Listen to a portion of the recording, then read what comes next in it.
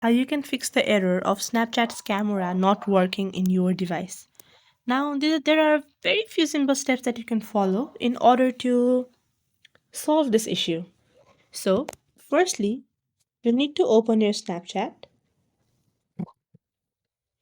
and then you need to make sure that this is updated to the latest version. Now, since my light mode is on for privacy protection, you simply need to go down, go to privacy control and additional settings or simply settings, whichever you have on your Snap's interface.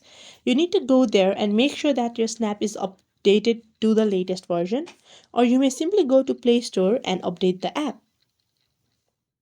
Now, the next step that you need to follow is, even after updating, if your camera does not work properly, you simply need to uninstall this entire app and then reinstall it and log in with your username and your password.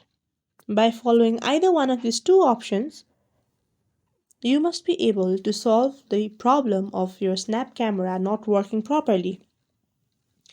I hope this video was helpful to you guys. If so, make sure to leave a comment down there in the comment section, like this video and subscribe to our channel, and stay tuned for more updates.